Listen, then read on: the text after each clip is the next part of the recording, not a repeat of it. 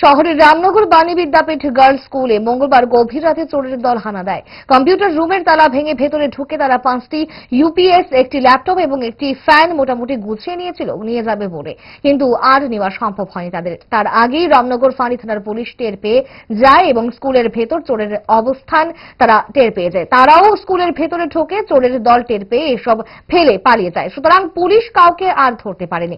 চোরদের চুরি করার জন্য জমা করা এসব জিনিসপত্র সকালে প্রধান শিক্ষককে ফোন করে এনে তার হাতে তুলে দেয় পুলিশ। প্রধান শিক্ষক পুলিশের ভূমিকায় খুশি এবং জিনিসপত্র চুরি না হয় স্বস্তির নিঃশ্বাস ফেলেন।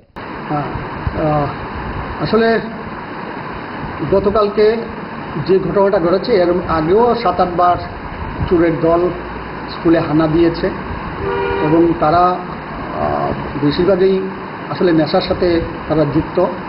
এটা পুলিশ প্রশাসন থেকে যেমন আমাকে জানানো হয়েছে, লোকাল যারা পাবলিক তারাও আমাকে জানিয়েছে। আমার কাছেও এরকম কিছু বিভিন্ন সার্কেল থেকে বার্তা এসছে।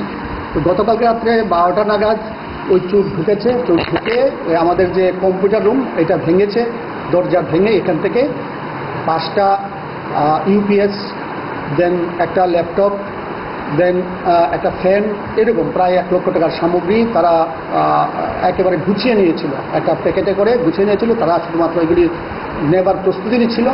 এই মুহূর্তেই আমাদের রামনগর পুলিশ স্টেশন থেকে যারা এইভাবে প্যাট্রোলিংয়ে ছিলেন তারা যেই হানা দিয়েছেন স্কুলের ভেতর, তারা এগুলি ফেলে চলে গেছে। তো আমাকে সকালবেলা, তারা সমস্ত রাত্র ছিলেন, রামনগর পুলিশ থেকে সিকিউরিটি ছিলেন সমস্ত রাত্রে, সকালবেলা আমাকে জানিয়েছেন, আমিও চলে এসেছি তাড়াতাড়ি। তো এরপরে তারা আমাকে এইগুলি আমাকে হ্যান্ড ওভার করেছে। ভালোবাসা বদলায়নি, আর বদলায়নি তারা। 5 দশক ধরে গ্যাস, অম্বল ও পেটের সমস্যার একমাত্র সমাধান গ্যাস নল।